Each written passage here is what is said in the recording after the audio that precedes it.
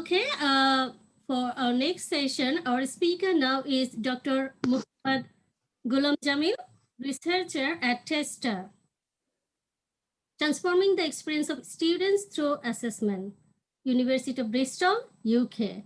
TESTA is a flagship education enhancement exercise informed by research. Before this, Dr. Jamil has taught academic programs and managed the Professional Development Center at Brak University in Bangladesh. He also worked as research fellow, research-informed teaching at Solent University in the UK. His research interests include technology-enhanced learning, research-informed teaching, applied pedagogies, internationalization of higher education, educational context evaluation, and language education. Dr. Jamil is also a senior fellow of the Higher Education Academy UK, now known as Advanced Higher Education. His title is Research-Based Case Studies, a critical narrative approach to evaluating academic innovations amidst disruptions. Over to you, Dr. Jamil. Thank you very much. Thank you. Good morning from here, and I'm sure that this is good afternoon in Bangladesh, and many people are also attending from other corners of the world. Just to link with the previous fantastic presentation by Zohrul Bhai, I was born in Mymensingh, and then I think at my when I was 3 years old, then my father went to Jashore because he was a government service holder, and then I also started teaching at a government college in Netrakuna, and then worked in Dhaka and now in the UK. So I don't know actually what kind of dialects I'm having, or it's a good mixture of different dialects. From my question, possibly you could realize that I'm really interested about the social aspects, cultural aspects in education. I was an English language teacher for many years, but I don't have the divorce with that subject, but I still have good love with English language teaching. But presently I'm having more focus on educational aspects. So I really want to see English language teaching from a bigger perspective. In my presentation, I'll talk about that, and I'll talk about a particular approach to doing research in English language teaching or in any other subjects you think which is connected to society and people. Let me just share my slide with you first, presentation slide.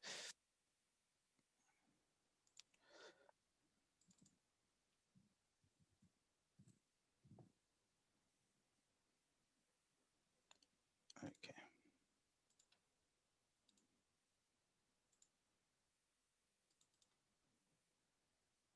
Right.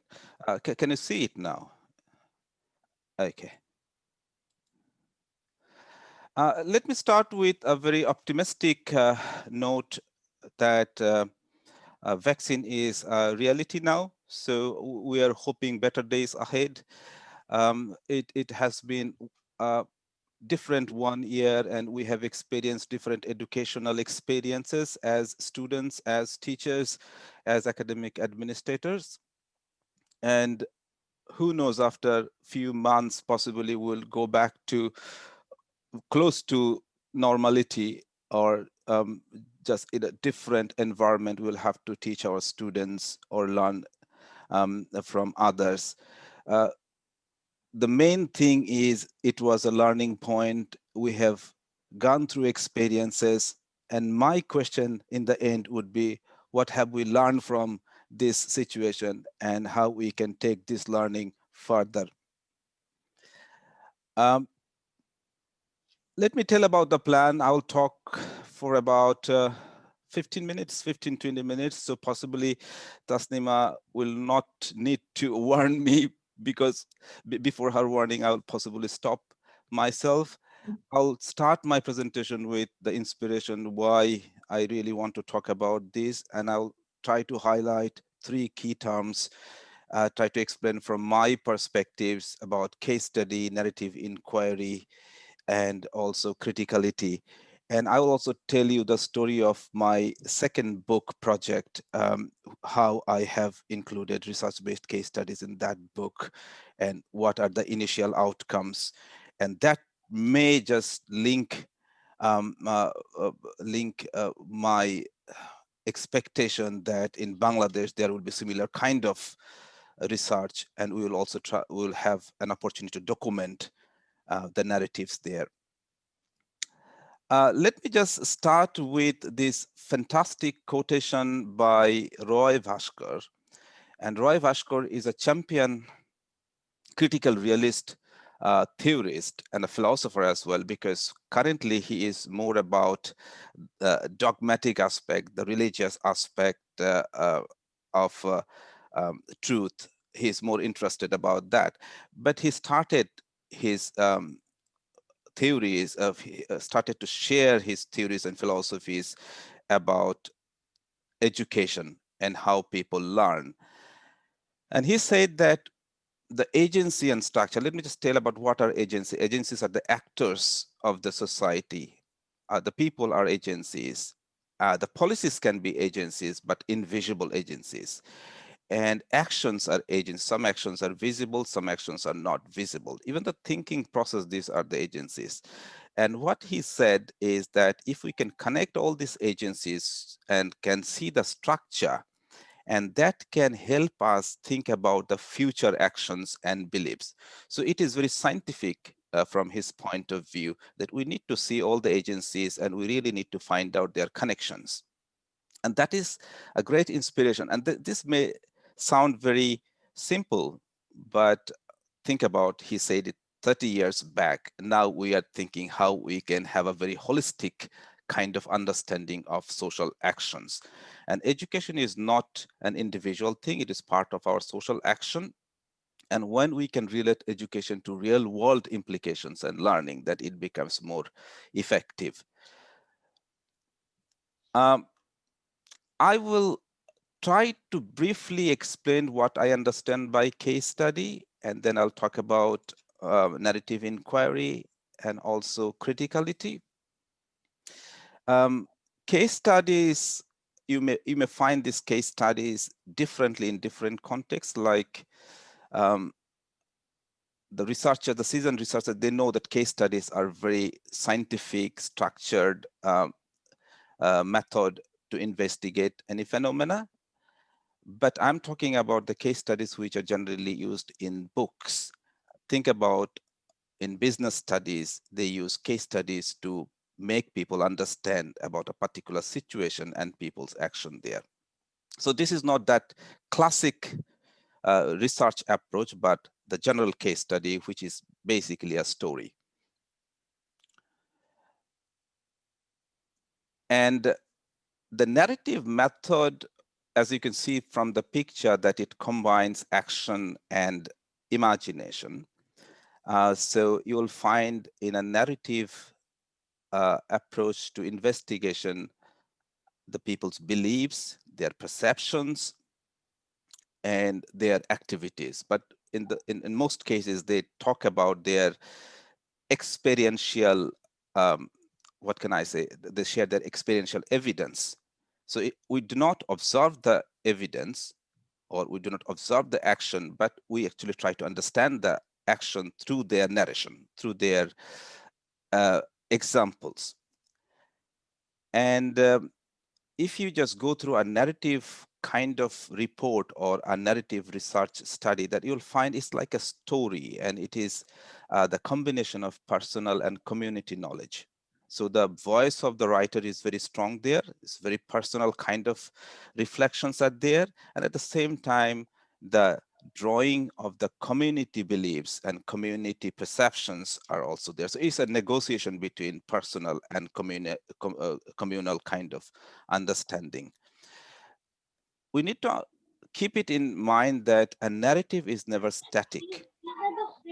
It can be changed, a counter narrative can be formed, and that's how a discourse is built.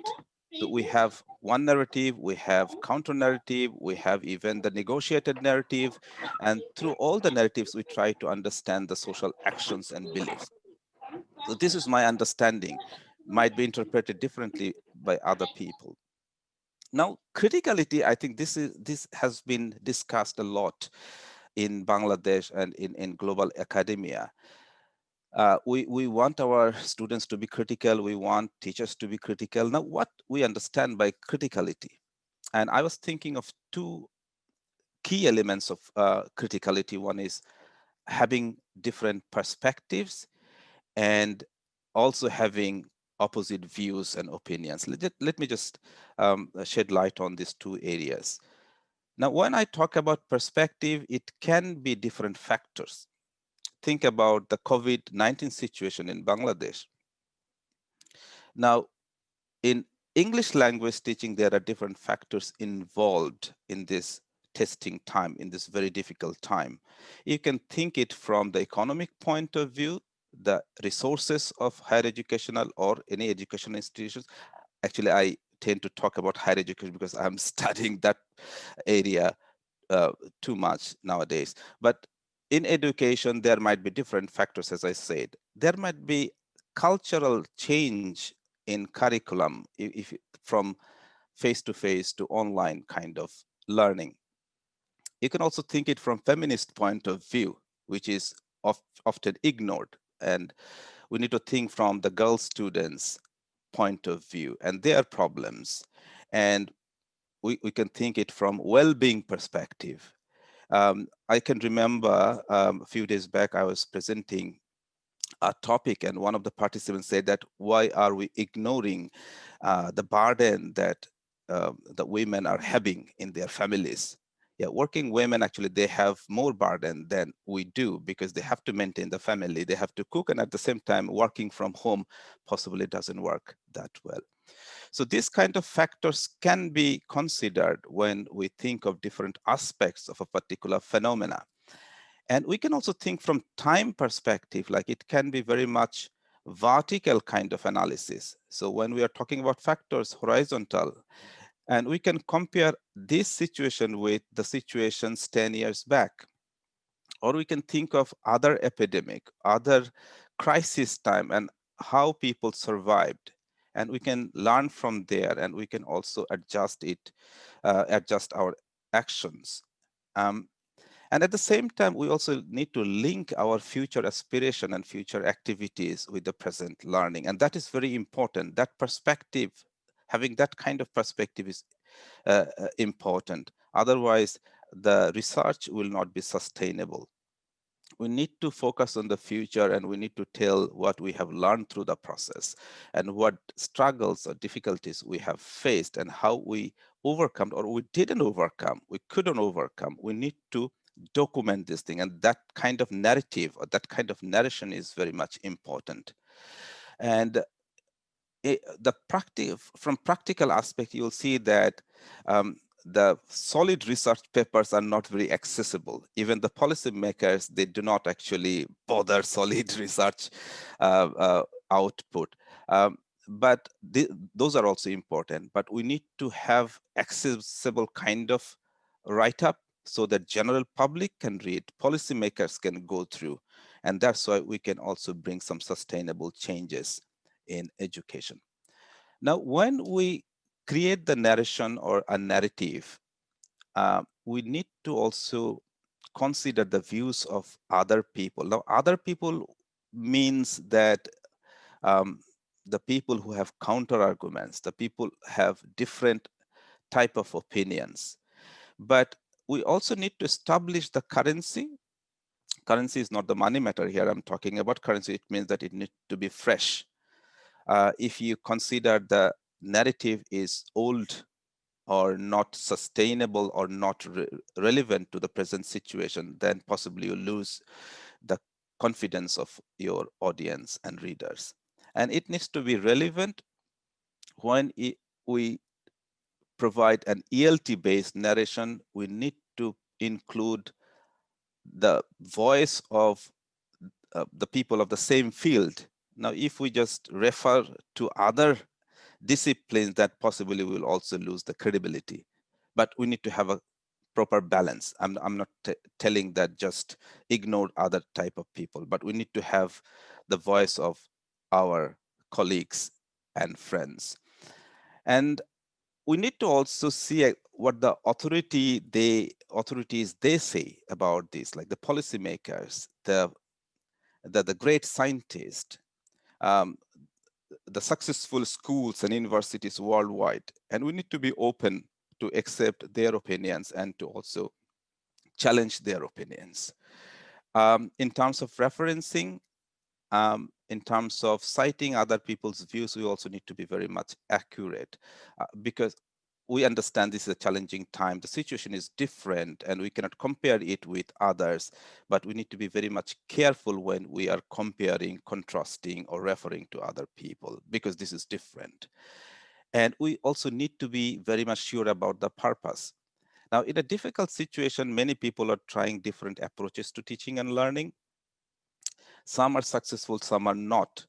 And some are suggesting a wide variety of approaches. Because my field is technology enhanced learning, you will find that hundreds of suggestions are there and hundreds of ways are there, but you really need to have your purpose clear. Otherwise, you may be easily deceived because people have different agenda and intentions there. Now, let me tell you the story. A few weeks back, I co-edited a book, Applied Pedagogies for Higher Education, Real World Learning and Innovation Across the Curriculum. This is an open access book, so easily accessible. You can download it and you can just read if you want. That book was case-based, but not entirely case-driven. Why I'm telling case-based? Because in the discussion, people brought different cases, like in every chapter, 2 to 3 cases were there. And then they tried to establish their point of view, applied pedagogies, real world learning type of thing. But during this COVID-19 pandemic, I thought, okay, we need to do something more intense, like we need to have more contextual elements in our discussion. So it's like jumping from one jar to another jar, a small fish, as you can see in the picture. So we really wanted to create a space for the authors to have more contextual discussion there. So I'm presently running one book project. The contract is signed and we are just in the middle of the work. It will come out in September 2021, evaluating academic innovations in higher education during COVID-19. The specialty of the book is it requires the authors in each and every chapter to have a clear contextual background, which sometimes we miss in some research papers and book chapters. And that's why it becomes a bit difficult to transfer the knowledge and to even compare the context with the research finding. So the chapter is written in a narrative form. It's a story-like chapter with detailed contextual background, but we really wanted to ensure that it should have the rigor of a research. Now, as I said about the case study before, in general terms, case studies are the compelling story, a true and sometimes improvised story, but they do not have the research rigor or how you are evaluating the situation. A systematic evaluation of the whole thing is missing sometimes. So we really wanted kind of rigor there. And that's why each and every chapter is based on a small research. The authors, they are researching on the phenomena, people's beliefs, actions, etc., through a very structured, systematic research upon obtaining ethical approval there, because it is very much sensitive in many cases. And we really wanted to include the sustainability aspect of that kind of narration. So we really wanted authors to reflect on future. And sometimes the researchers, they limit themselves talking about the future. They think that, oh, that's too much subjective and we do not Yeah. Sorry to interrupt. You have 4 minutes. Also, I'm talking very well then. Thank you very much. So Yeah, on time. I'll finish. So these three aspects are the key elements of that book. And what I'm trying to tell, okay, let me just give you a brief summary of the book, that it has 50 research-based case studies, 110 authors, 41 higher educational institutions, and they are from 11 countries, both developed and developing countries, because our aim was to see how things are happening in different contexts, in terms of socioeconomic backgrounds. Now, we were thinking that the researchers will come up with teaching learning aspects only. But the interesting part is we have got a very good number of chapters on well-being issue. And we found that, okay, in a disruptive environment, which is the focus of this conference, education is very much tied up with well-being and people's life. And that's a very new thing that we have learned. And we have learned the new roles of teachers. Teachers are no more only the facilitators. They are also the safeguarding agency, like they have to look after the well-being issue of their students. So we have identified new roles of teachers. So the more responsibilities and more activities by teachers. We have seen the role of technology there. And technology was a very slow process before the pandemic, and people advocated a lot, but the institutions and students, they were a bit lazy in accommodating technology in their teaching learning practices. But this pandemic has forced them to use, and we have identified various positive aspects of using technology. So I wanted to speak more on this part as I don't have time. Just I want to ask two questions to you, that are we documenting our local actions and beliefs during COVID-19, or is it too late? Okay, I think Bangladesh is a developing country and we have problems, and it took about 6-7 months to understand the problem and to take some actions. But are we thinking seriously to take some time to document these new actions and beliefs? And the second thing is, can research-based case studies be a feasible approach to capture our contextual features? The time was very limited, but if you really want to explore this further, I'm happy to share my ideas with you and want to learn from you. Thank you. Thank you very much, Dr. Jamil. Very fascinating talk. Especially, I'm interested in such type of stuff like research-led teaching and higher education. So this is my recent interest, actually. Thank you. Now, I'm inviting questions from audience. You have any questions, please go ahead.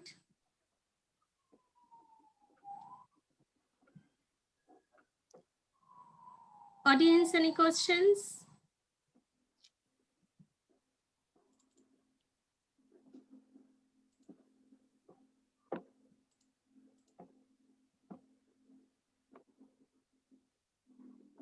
If there is no question, we can go for the next round. Yes.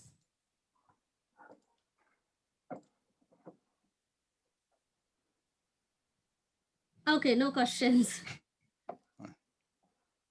I'm just wondering, just one question, quick question, is about your book. You said you are publishing a book in 2021, right? Are you still accepting proposals? No, it's in its final stage. I'm sorry.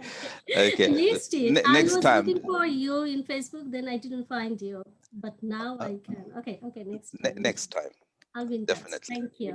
He's going to publish the next book with TESOL Bangladesh. Don't worry.